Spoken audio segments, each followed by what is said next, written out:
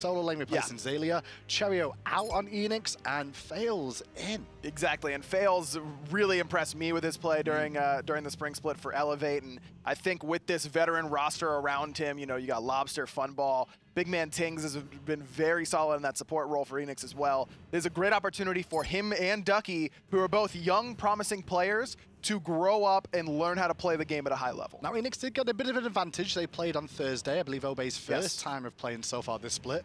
So we'll see what Obey have in store. Obviously, we saw him at Masters, but that was 3 patches ago, technically, in the grand scheme of things. And now the patches are all up to date. We're back to live once again. There have been some Hunter item adjustments, and so we can count on Ataraxia bringing out something weird that I'm going to have to try and explain his thought process behind. I mean, Footballer Bro shifted shield already, so they can't be too much worse than that, right? I don't know. It is Ataraxia. Brawler's beat stick, man. We'll find second out. item. That's not too bad. Oh, second item? Yeah, okay. That's not too bad. Oh, second item? No, I'm not so sure. Raven, though, gets through, so instantly locked in by Eanix. More than likely 4 fails in the jungle here. Can be solo laned, but we've not seen too much of it just lately. Yeah, this is the warrior meta, those top 3 meta, the top 3 warriors, excuse me, of Osiris, Bologna, Raven. You see Eanix ban away the first 2 and then pick the 3rd. Wonder if we see Sol coming out here from Eanix. Obey going to default to Vulcan for pretty prime in the mid lane. Not the worst thing to default to ever.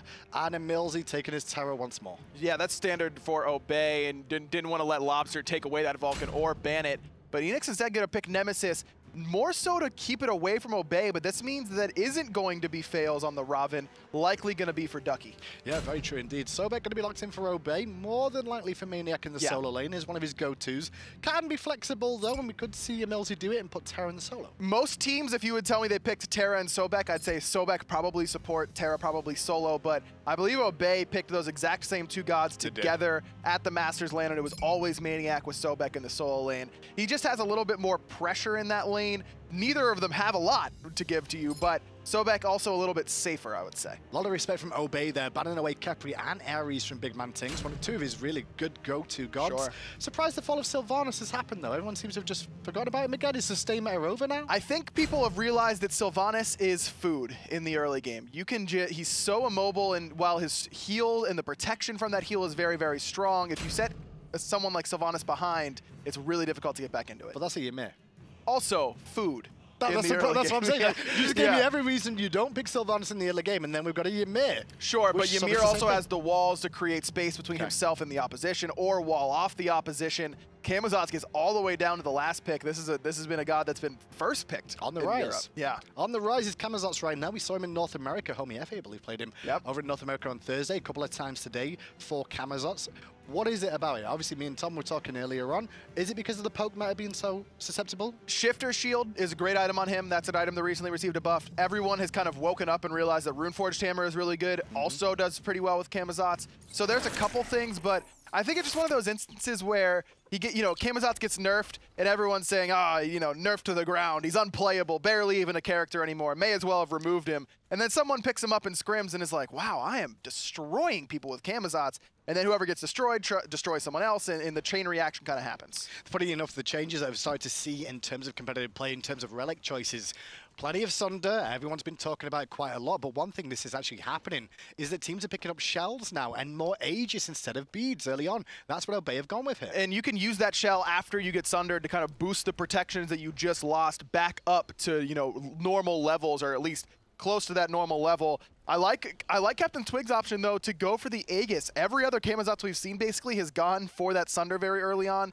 But in this sort of roster that Eanix has, I love the Aegis pickup here by both Captain Twig and Pretty Prime. The only real hard CC is coming out of Big Man Tings. And let's be honest though, Lobster with the cripple will shut down Camazotz escaping anyway, which means you're going to probably eat a Kraken. You're probably going to eat a couple of ults from Fails too on that Nemesis. And that's the thing, is that everyone's saying, oh, Sunder's so nuts in the early game, and it's very, very strong, yes, but if you do something like pick Poseidon in that mid lane, you're forcing the other jungler to make a choice. Do I take the Sunder and be very, very vulnerable, or can you force them into the Aegis and then they don't have that strong option? So there's always that sort of yes, it's strong, but there's something that you can do to make them pay if they want to go for that offensive option. Well, right-hand side, you can see Fails has joined his teammate Ducky just to pressure a little bit more, allowing them to look towards the blue buff, as Captain Twig is now trying to take his own speed. That should be noticed by Eanix here, so they may look to invade the Camazots on his own. Yeah, but Captain Twig did get the minis off of that speed and got hit level 3 because of it. Fail still level 2. Ducky also still level 2 at this stage. They're going to back up and let him have it as Emilzi gets frozen on the left-hand side. But he will be okay. Dash back towards safety. Did burn his shell, however, so that's going to be on cooldown now. At the same time, the Sunder was burned from Big Man Tings. So already you can see that shell is one of these things that may be able to not necessarily hard counter the Sunder, but it will reduce some of the output that's going to be coming out from him. This is a dual lane composition, Jingwei Terra, that used to be brutal. Like, yeah, the worst. How do you deal with that? I think in lane? Panda Cat still has flashbacks to when the first time he had to face off against her after a small break. Yep. And he ran into the crushing walls, into the knock-up, into the root, and it was death. Yeah, and then it was the Freya pick as well, like the least mobile and least early survivability hunter. A little bit of a bait from Eanix here, looking to start a fight around these oracles there. We're just waiting around the corner.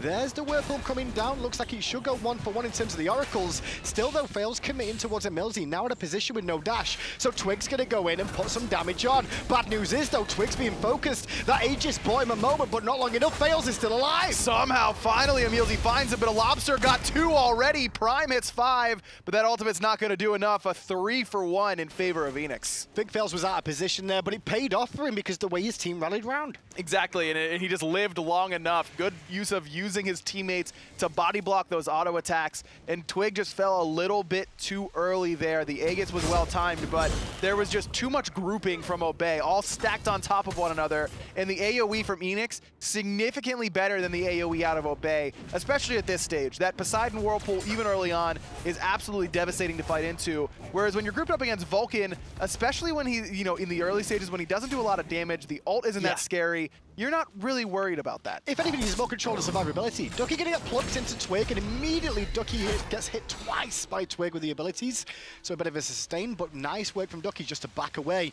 But here comes Lobster and Fails, both with ultimates available. Yeah, Lobster ready to go with that Kraken, but it looks like a little bit of a miscommunication there. Lobster only would have been able to hit Twig with that Whirlpool, not Maniac, but Fails was looking for Maniac with that ultimate. That's a rough situation for Eanix, though, because when you think about the two targets who are against, Camazots and Sobek, they both have escape potential. The Lurking in the Waters obviously gives you, bolsters your protection for a short time as well. So you don't want a Nemesis ult straight away, and then Camazots, he'll take to the sky and avoid all the damage too. Exactly, but Camazots is out of combat where he's not going to be, you know, hit by that Kraken or anything like that. Maniac, while CC immune, still would have died to the outright damage of the Kraken. It was just that he was a little bit too far outside the jungle path in order to get hit by the Whirlpool over the wall by Lobster. Well, you see Big Man Tings playing the Ymir there, and I'm more interested in what he's doing in terms of build. Been a while since we've seen the Winged Blade rush, but it looks like it may be coming back. And against a composition like this that Obey are running, it's not a bad idea. Love it, because Camazots can really control you with those Vampiric Bats, a second ability, a very strong long-range slow. And you talked about his mobility. The likes of Sylvana struggles with that. The Wingblade will help them out of those tricky situations. Give them that mobility, that extra window to survive. Not only that, but just the cheap HP that it gives you in that support role is so valuable. It's one of the reasons why Lono's mask is so good. Not only does it boost your gold income, but I think one of the undervalued parts of that mask is the fact that it gives you cheap HP that you can stack on in the early game and really carry you until you get towards that first aura item. Well, Eanix, with the substantial lead they managed to find early, and by substantial, 1,000 is pretty good, or just under, I should say, around the 5-minute mark. And that was all down to them focusing and waiting for the Gold Fury Oracles. They knew Obey were going to go for them. So setting up traps like that with a composition like this should work in their favor in the early game. Yeah, the early game skirmishes, especially in the 4v4, are going to favor Eanix, but the 5v5 should as well, because you've got a Robin instead of a Sobek in the early game. The problem with Eanix's composition is I don't think it translates nearly as well into the late game as Obey's does. Now, Lobster is going to not be as effective in the late game as a Vulcan will be for Pretty Prime. And then Sobek is so disruptive in the late game, whereas Robin is just kind of mainly an annoyance. Now, the thing with that is that this is the big reason why I think Sunder is so popular these days. Is not only is it great for just the outright damage in the early game, but it can carry bad late game characters into the late game much better because you can hit people like it's the early game again, stripping away all their protections and making gods like Ravin a little bit more effective come late game. So surprised there. You saw Lobster just hanging on that left-hand side, sorry, right-hand side, looking for a gank there onto Maniac. Didn't miss any experience though, which is the big key for him there. Still managed to get back in time for the whole wave, thanks to his jungler mid holding it for him. Lobster looking to rotate early. It's actually a good idea. Some mid laners haven't been doing that as of late. They've been so focused on getting the jungle farm, they've not been able to use the early levels of their strength of the mage all-in like a Kraken to their value. Exactly, and that's just Lobster showing you how long he's been around. He's been here for so long, play that mid lane the entire time basically, and just shows that experience and how he has that timer in his head. Yeah, I can sit in the jungle for 30 seconds on this right-hand side as long as I'm still getting that wave in the mid lane. You don't lose anything for it. And if Maniac were to be out of position there, that's another easy kill for Eanix.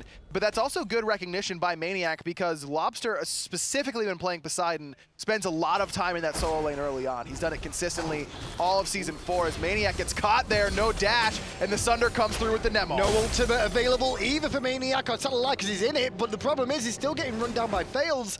Fails didn't want to take the turnaround damage from Maniac there. A little bit worried about Obey's rotation back to defend and support Maniac, so he will get away scot-free. Beautiful wall by Big Man Ting, sets all that up. Maniac just barely able to escape. Wall won't be there in time for a Millsy to get caught there, but I know that's what they were looking for. Now they're looking towards the speed buff of Obey. Captain Twig, the only one in the area right now, as Lobster's going to clear the wave, make sure the pressure from Eanix is still there in the mid lane. Twig relying on some of that sustain from the Vampiric Bats. Now going to jump in. Ducky getting pretty low. He's going to have to ult away. Big Man Ting's now going to be the next one chased down. Ultimate from Vulcan will hit. Not the most amount of damage you'll expect out of a Vulcan, but it is still early game, and he's only got 6 stacks on his Doom-Mob. There are very few characters that I think have such a drastic change in terms of damage output. Scylla still does decent damage in the early game with Crush and the I'm a Monster. Vulcan Ultimate feels so unimpactful to me in the early game. But on the other hand, one of the most impactful abilities come late game. And you could say the same about Backfire, Magma Bomb, the cannon as well. Giannisult. Well, Giannisult. Giannisult is going to do all those things. It was a joke. It was a joke. I just wanted to see if I could tilt you, and it worked. Oh, it worked, man. Giannis is good. Play him more. He's 0-1 so far this split, but I don't care. He's still good. At least he got a game so far. That's right. Oracle's once again going to go the way of Eanix here. The last 3 we've seen, 2 the way of Eanix so far for the wall coverage, and then that split one which gave Eanix that lead of 3-1 in terms of kills so far. And since then, it's been Eanix the ones being a little bit more aggressive, and Obey have been like, okay, we will sit back a little bit more now and let you be the aggressors and look to counter-initiate ourselves, just like now. Yeah, Gold Fury started up here by Eanix, walled off a little bit there by Big Man Ting's pretty prime. No ultimate, and Lobster has to crack it. It comes through, oh, but Obey stole it!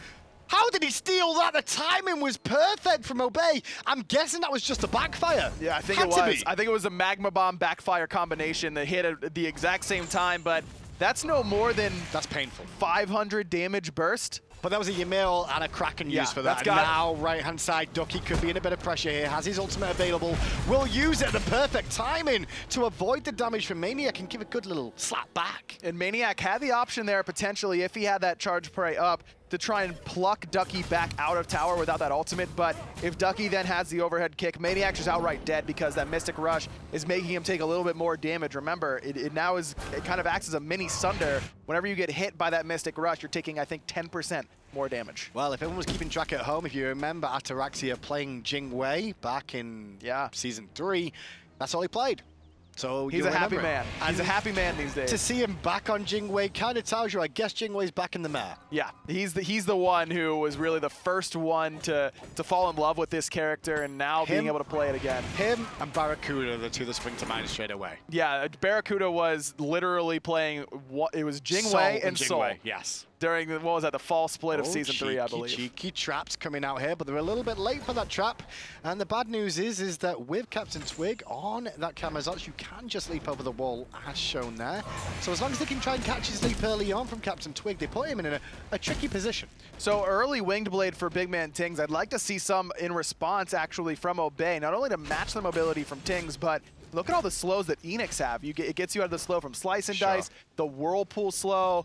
I mean, that's in the Robin slow as well from Ducky, very, very potent. Would really like to see some from Obey. Well, I mean, think about it. Old school days, you used to always, whenever you saw a Nemesis on the team, the enemy team would always buy 2 to 3 wing blades easily to make sure they had the ability to try and get away from it and kind of counter Nemesis. But since then, everyone seems to have forgot what Nemesis does, and nobody's really bringing up the wing blade. A lot of people talking about the problem is you lose a lot of power by going for the defensive option. That's true, but you don't. You're not doing any damage if you're dead. That's my thought process all the time. And it's not only about the Nemesis here. I can agree with their point if you're only looking to immune the Nemesis slow. But then not only, I mean, we forgot about Ymir. That's the Frost Giant. He slows you just as much as anybody else does. Now, you can make the argument that if there's this many slows, Wing Blade is useless because it's going to be procced all the time and you're not really getting the full effectiveness out of it. But Obey needs to find some answer, whether it's through Wing Blades or a sprint, to get out of all these slows. Well, since Obey got that Gold Fury, gave them the gold lead for the first time this game. Ducky ulted there looking for Twig. Was a little bit too late, but just as that ultimate was used by Ducky, and Millsy did the same thing on Terra. Better safe than sorry when it comes to that Terra ultimate because you cannot afford to use it too late. Movement speed doesn't really help you if you're already CC'd and about to die, and the heal from Terra's Blessing doesn't come through until you're hit 4 times, so you need to get that off early on. But it is a long cooldown, so there is a very significant risk-reward to that character. Millsy without that now hurts Obey's team fight. Ducky plucked in, no ultimate this time for him to get away, and instead the Bat will come out of hell and pick up the kill, giving Obey their 2nd kill of the game. Obey loves their Camazotz, man. They have since Season 3 when it was Variety and Captain Twig juggling it between solo and jungle. Now doing the same here, Captain Twig just paying off there. And it looked, that was so much damage on a Ducky that I thought there was a Sunder on the side of Obey, but there isn't. That was just how much damage Camazotz is doing to him right now. And that's the benefit of Camazotz. He doesn't have much control in the fights outside of a slow. What he does do is bring raw amounts of damage and survivability just because of his sustain. And the ultimate. The ultimate is a big survivability tool. It does damage. It can let you escape. It's like a better Frey ult in terms of survivability. Well, Obey have started the Pole Demon here, looking to capitalize on it. But the problem is that Maniac walked around a corner, will pay with his life. So 1 for the Pole Demon. Is that fair? I think so. I mean, Obey now has an option to come back and invade early, but with that speed buff just now spawning, they won't get through there in time. Maniac's going to be okay regardless. This death is not going to hurt him too significantly. Plus, he'll be able to use that portal to get back to lane and farm up without having to use his teleport if he chooses to do it that way. So it's not a big deal. It's more about that global gold that Obey is getting. It's getting Ataraxia a little bit closer to the late game. It's getting Pretty Prime a little bit closer to that late game. In my mind, that's worth it. Well, right now, keep an eye on where the relics go. There's a couple more still to be picked up. Captain Twig, as well as Fails, both need to go and get their 2nd, and the supports as well once they hit level 12. But you can see the rest of the build starting to fill out with beads now, more often than not, if they've started with the Aegis. Exactly, and that you need that survivability, basically. Even if Obey's composition looks like it doesn't have a lot of outright lockdown right away, there's still plenty whenever Maniac starts coming in. Right now, it's really the knockup from Pretty Prime. Millsy, of course, could CC you pretty well, but you can almost always use your Aegis before you get CC'd by Terra. But you have to be able to stop that disposition coming out of the Sobek, out of the solo lane. And these 2 solo laners here, Ducky, like we said, used to be on Lion Guard, been around the scene for a little time after making his way onto the scene, after playing for Energy as a substitute was the first time we saw him in the Pro League. Since then, kind of found his way into a comfortable spot in this lane. Now he's joined Eanix, though, which technically is a step up from Lion Guard. So more expectation from him this season. Without a doubt. It's like the professional way to go about moving into the SPL, right? You sub for a really, really good team. You learn there. Then you go to a bottom-end team. You cut your teeth. Exactly. You learn how to play the game at the high level. And now this is Ducky's first chance at being at a Worlds contending team. And I really think Eanix has that type of capability. Well, right now, Eanix are trying to show that they have the capability too. They're trying to siege up around the Gold Fury now, looking for picks consistently. Big Man Ting's really trying to trap the Ymir over and over again. Force some beads every time. Or Krakens or Aegis, as we just saw there. Big Man Ting's in a bit of trouble thanks to the walls, but now with the Wild Hunt on from Funballer, bit of a tricky spot for Obey to be in. Twig up, trying to get out of all that damage. That Vulcan ultimate not going to do anything out of Pretty Prime. What a huge ultimate out of Funball. Transforming 3 and getting Big Man Tings out of danger. Huge play out of the Hunter. But that was a good collapse from Eanix to set up the trap first of all. The Kraken was on point from Lobster, forcing all those relics. You can see Twig was forced to use beads and Aegis to escape that. That's going to put them at a bit of a deficit now that their ultimates are down. Eanix bit healthier overall in terms of relics, I'd say. Obviously, 2 of those are Sunder, so they've got the burst potential if Twig gets out of position. But Obey has that sustain coming out of Emilzy that Eanix does not have. There's no way for anyone on Eanix to heal up. Really, only Funball and Ducky have any heals even in their kit. I think Terra's the only one really in the meta now with sustain. Like, Guan Yu's not seen so much anymore. No. You don't see much Sylvanas either. It's only that tricky Terra that we're seeing over and over again. Kind of surprised we don't see a little bit more Raw, considering how safe his early clear is and how much he can help you in terms of invades.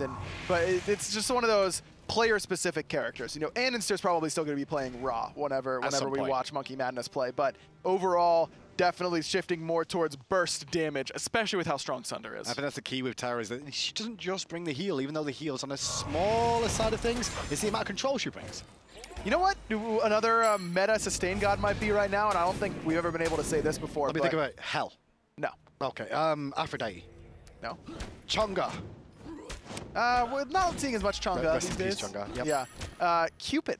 Cupid's one of those gods that we're actually seeing quite a bit of. North America specifically, that's for sure. Cupid has been a big pick. Warchi played it a decent amount for the Poppies. I think he played it both times on Thursday as well. So Cupid's one of those, the sustain gods in the meta right now are the ones with sneaky sustain. You're like, Terra does all this stuff, oh yeah, and she kind of heals everyone. And Cupid's got that really annoying big cripple ultimate, and oh yeah, he's got the hearts that'll heal him up too. It's not right in your face. Talking about Poppies a little bit more, winning their first game of the Pro League in the first week. Man. Hey, happy days, not happy days for Emilzy. Stunned, destroyed, obliterated.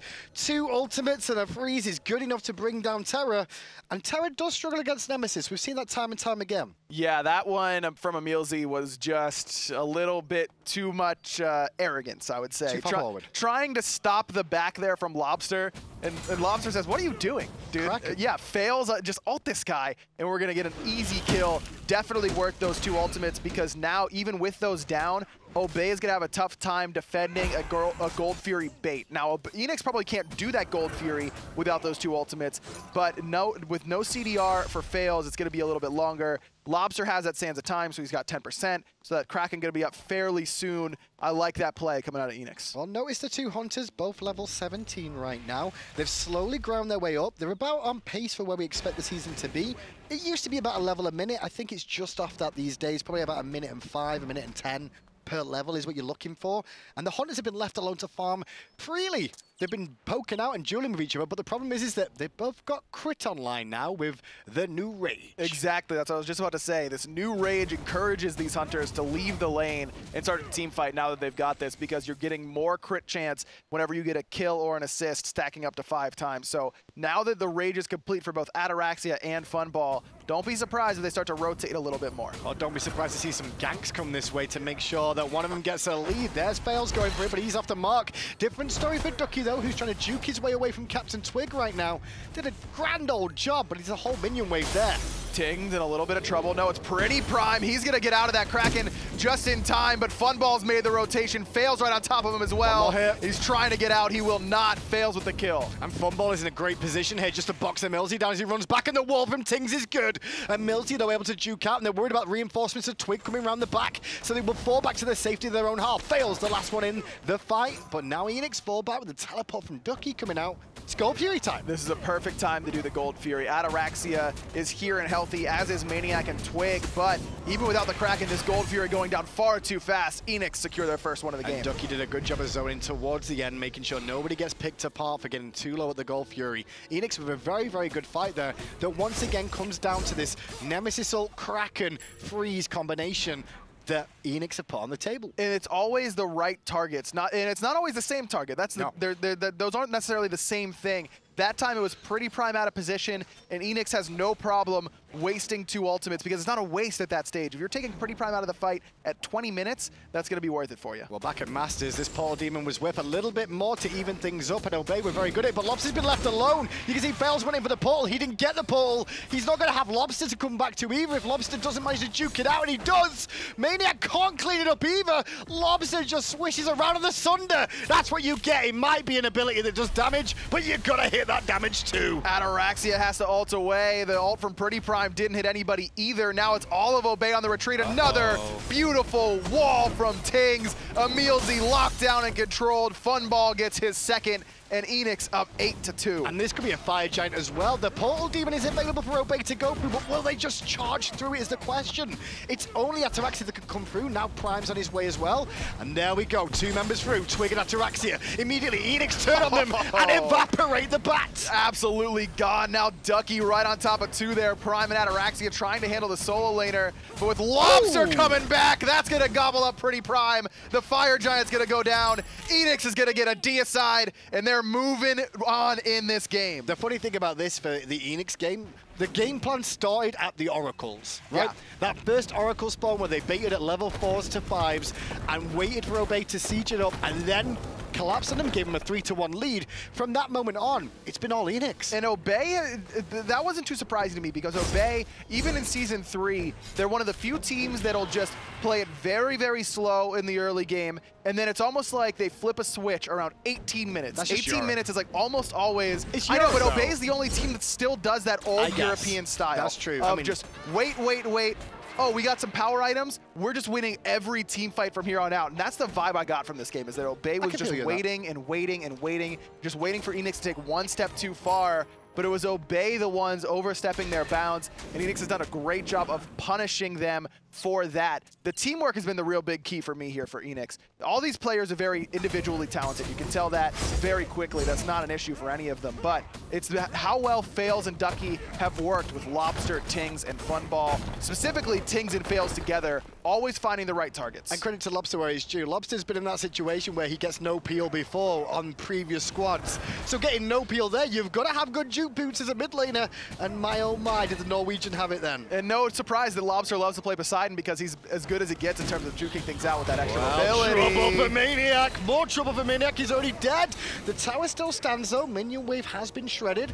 Cost them 2 ultimates once again from Eanix. They won't be upset as that is a frontliner down. And a Sunder from Ducky, so only 1 Sunder remaining. That's going to be on Big Man Tings, and 2 ultimates down, but Emilzy used his Terra's Blessing, so they only have 3 ultimates Obey to trying to defend this. Yeah, with the Shell being down 2, this could cause them a couple more problems now. Keep an eye on who's going to engage first. It will be Tings with the wall again, and Ducky to the backside, trying to zone away Ataraxia and prevent most of the damage coming from him, as Twig is forced to the sky as well. Eanix happy with the result of the engage, will get the tier 2 tower. Pretty Prime has just not been an impact player so far this game. Oh, Ataraxia. Ataraxia barely able to escape with that airstrike. Pretty Prime has 18 stacks on Doom Orb right now. He did have 40 at the start, but he's been picked up twice in a row. Sorry, 50 at the start, and then got picked up twice in a row. So the game did turn on his head for him in the mid lane too, just as Eanix started to collapse as a team. But that's the risk that you run whenever you build Doom Orb, especially on a character like Vulcan, and who's really all or nothing. Feast or famine is Vulcan in a character. You're either absolutely killing it, you're killing everybody all the time, you're making these highlight reel plays, and as you know from seeing Pretty Prime's highlight reel plays, that's usually where he is, especially with this character. But Eanix has just done a great job of shredding Pretty Prime's front line to the point where he can't really do anything. He can't step up and free farm because Maniac or Emilzy is always in danger of dying with this composition. And we go again with the walls. The Kraken this time from Lobster, a little bit skew with, but the tier 2 tower does fall. With the Wild Hunt on, Funballer will pick up a free kill into Maniac, who had no chance of escape again. That puts Funballer at 5 kills, the highest on the side of Eanix. And again, the Kraken didn't hit anybody that time, but it didn't even matter. Maniac still got torn through like paper, and there's really not a lot of HP in Maniac's build. He's gone for a protection-oriented build, and that doesn't help you against 3 Sunders and a Nemesis ult, right? You need HP. Winged Blade is the only thing that's giving him any, on top of that Mark of the Vanguard, but that's negligible as well. Maniac just has not been able to frontline effectively, and honestly, outside of building a little bit more HP, I don't know what he could have done differently in order to frontline effectively, because this composition from Eanix is just destroy frontliners. It's funny because that's what you want to do as a Sobek, as a solo laner. You want to be that tank lily focus because that should be a good thing. Right now, it's not. You don't want to be the focus of this game because if you are, you're not going to live very long. And Eanix is just going to keep creating these 4v5 scenarios where they can keep the pressure up. Every single time. The only thing that I think that Obey should be doing in terms of getting past this sort of burst the frontline comp is just running straight at Eanix, basically. Now, at this point, they're so far behind that I don't know if that strategy would work anymore. You mean setting them, sorry, not letting them set up before they get engaged, Exactly. basically. Every engagement has been Tings walling off the back line, they get scared, they back up, and then that creates a big vacuum in between where Maniac is and where Pretty Prime and Ataraxia are. Now, if Twig and Ataraxia, you know, these more mobile characters that can survive in the thick of battle, can come around the side of a team fight, immediately jump on top of Lobster, who, as you mentioned, is not getting a ton of peel, jump on top of Funball, who's 5-0-4 and has probably taken very little damage so far this game. That's what Obey needed earlier on. At this point, even if they get 2 members on top of Funball, he's level 20 with a fully stacked Rage and a Deathbringer, and he's just going to kill you anyways. And this is the classic thing when you're on an order side and you've got to get mid. You want them to channel in like Captain Twig is now. They can find the perfect wall off behind them. They can trap a member of Obey and burst them so quickly. Talk about burst though, the Fire Giant, while they're just zoning away, will go for free as that drops even quicker. Exactly. Obey just cannot get in and contest. Pretty Prime, really the only hope in that sort of scenario with a long-range Vulcan ultimate. He was on the left side of the map, farming up a little bit more, trying to get some more Doom Orb stacks, now sitting at 41. I think I've seen every type of shield today so far. Every type of shield. Not necessarily in this game. Shield, Void Shield, Shifter Shield. Am I missing any? Those are the big 3. Probably. Well, you're the one who's seen all of them. I'm asking you. I'm pretty sure I've seen all of them is what I'm saying. Those are the 3. You're the analyst. That I see. You were being the analyst earlier today. Yeah, not now though. Oh, okay. Change. You turned off that. Yeah, you turned that off. Yeah. I gotta figure out how to turn it on. I've just got to talk about the team fights. Can you tell me where the light switch is? I don't know. It needs one in your brain, that's for sure. That's what I was already saying that, Hindu. I was just agreeing with you. I was agreeing with you. 27 minutes in, Eanix 13-2. This game has gone drastically in their favor from the 20-minute mark, as you can see by the graphs. That's where the game really changed, because the game was even up until that point. It's just their composition, the way they've been sieging up and allowing big man Tings to walk in with the walls that have caused them so many problems. And again, he goes for it, but no real follow-up. It wasn't Maniac trying to zone this time. He understands that he has been the focus. Emilzy understands that he has been the focus. And both of these characters need to just stay back. Allow Eanix to come all the way up. A little bit more grouping. As long as you aren't grouped for the Kraken, there's no other AoE that really worries you. The Wild Hunt, yes, you got to worry about using Purification Beads for that. But outside of that, you really need to be grouped up against the composition. It's tricky with Lobster's cripple, though. From that Whirlpool, if anyone tried to step forward, it makes it very tricky for him to get away, and Maniac won't go anywhere yet again. Twigs in the sky, they're looking to pick off targets, or at least push them back out of his base. But now that ultimate's on cooldown means they're once again defending 4v5. Right, Phoenix is also getting sieged by minions here. Brutal. Maniac just cannot afford to get frozen ever. Good stun there from Emilzy. He catches a couple, but it's Eanix the one trying to catch Obey out. They force them off the Phoenix and start to focus it down. Funball should be able to knock it down. Yeah, this composition for Eanix is just solid. That's all it is, because you can see Maniac on the front side on Sobek. How does he engage? He dashes in. Terra, how does she engage? Dashes in. What stops those things? Whirlpool cripple. So all they've got to do is wait for the Whirlpool every time. Oh, just wait for the Whirlpool to be down before they can engage, but Lobster's being smart and waiting for the opportunities to drop it himself. And it's been Ting setting up every single time with those freezes as well. Maniac doesn't even get a chance to pluck half the time because he's frozen and controlled before that freeze even wears off. Everyone wondered how the two rookies, not rookies for the league, but rookies for the team of Fails and Ducky would perform in today so far. Keep an eye on Fails, specifically here on the Nemesis, involved in every kill, 100% kill participation. There's 2 different ways to play Nemesis. You can go with the adapting route where it doesn't matter if, you know, you're in a 1v1 or a 1v3. Exactly. You're just taking it, you're just, you know, your brain goes on autopilot and you ult and then you crit them to death. This type of Nemesis that Fails is playing is a team-oriented style of jungler. It's always a Nemesis ult off the freeze, and it's never without that Whirlpool Kraken waiting from Lobster. So you can tell the communication from Eanix has been solid so far this game. Usually it's a little bit easier to go for that see God, kill God sort of style whenever you're new to a team, especially in the jungle role that is so difficult to find synergy with all other 4 teammates on your team. but Fails has done a beautiful job of it thus far. 2-1 and 12. He's been a part of every kill for Eanix. So is there a way back into it for Obey right now with how this game's gone, or is it just too far out of reach? I mean, they haven't even gotten a tower yet. They've gotten about 60% of the right solo tower down there. Like, this is a tough spot for Obey. The good news is that they do have some sustain, so if they win a team fight but they're low, they don't necessarily have to back. Yep. They can continue to siege up. Ataraxia on Jingwei is one of the better tower shredders, especially after the most recent change where Jingwei gets a little bit of more power, actually a lot of power. What is it, 50 at max rank if you use agility when knocked up. So not only do you get that increased attack speed from knocking yourself up, but you can get extra power as well. Makes it very easy for Ataraxia to take towers, and he's almost full build, needs a little bit more pen there, and that's exactly what he's working towards with that 6th item. But all of that being said, I just don't see a way that Obey can clean wipe Eanix, because that's what they need. They need a 5 for 0 right now, and I still don't know if that would be enough. Funball at top of the player damage, 5k ahead above anyone, and the closest to him is Lobster at 14k, followed by Prime. Full build on a Kernanos, everyone's been saying he's pretty good. We've seen wins, we've seen losses, we've seen Blair, we've seen good.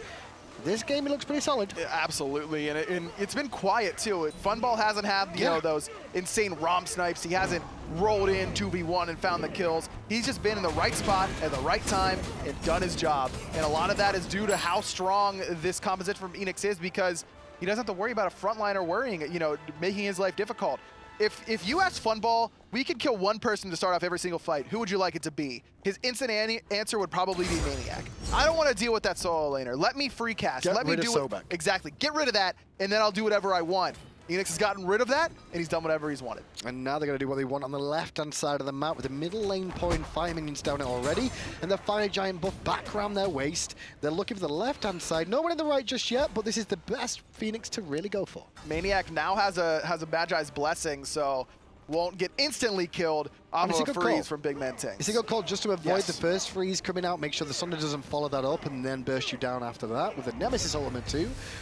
But you can also see Millsy's got that as well, so we'll see what happens. The bad news is they're probably staying further back than they should be now that they've got the Magi's. Yeah, and Millsy just lost his because of Ducky's root. Big Man Tank's not going to get stunned there in between the wall from a Millsy as the Phoenix goes down to about 50% HP. But talk about Phoenix's middle Phoenix, you can see it's ticking away, about to respawn as it does, and the fire minions that are about to pour their causes Obey to have to tend somebody over to defend. And it's going to be Captain Twig, but he might not even get a chance as Emilzy gets bursted again. That Vulcan ultimate from Prime, not on the marker, not doing a lot of damage. Captain Twig also, I believe, ate a Sunder towards the end of that too. He's running for his life as well. One hit from death. The Phoenix, different story. That's already fallen as Fails will pick up Twig on the tail end, and they'll immediately rotate round to the right-hand side. No messing around from Eanix here, nothing too crazy. Get the right-hand Phoenix as well. And Eanix says, all right, Maniac, you got a Magi's Blessing. Okay, Emilzy, you have yours. Ooh, Emilzy, no Magi's Blessing anymore, huh? We're just going to do exactly what we've been doing to Maniac the entire game. Freeze, Whirlpool, Nemo, Kraken, dead. And now the final Phoenix on the right will fall down. Eanix is basically a matter of moments before being able to close out this game unless Obey. You're looking at pretty Prime at this moment on the Vulcan, and you're thinking, if only he can hit the perfect ultimate onto the whole squad, and if only he had another 2 items. Yeah, if only he had a 3K pot, a red buff, and a fire giant buff, then I'd have a chance. Well, let's find out if the Titan has a chance against the whole squad of Eanix, or will we be going to game 2 with Obey down a game? I wouldn't have predicted that after looking at how Masters went. No, they were really dominant at Masters. I mean, Energy took them to 5. That was a very close set. And then Dignitas took 1 off of them in that best of 5. But overall, Obey has looked like the best team in the world pretty consistently. Twig jumps in to avoid the freeze, forced to take to the sky to reduce some damage. Obey rallying round, trying to protect the Titan now. The focus seems to be on Ducky for a second, but Ducky did a good job juking. The ultimate out of Prime was good, but Funballer was there with the Aegis. But Lobster did get pretty low off of that. Now Twig going forward. That Kraken's not going to find the kill, but it is going to knock Twig very low, forced out, but Pretty Prime was jammed up against that wall, able to escape. But the Titan might not be alive because Obey have to fall back to regenerate, and it's given a window for Eanix to get in and take game 1. Obey falls. They lost 1 game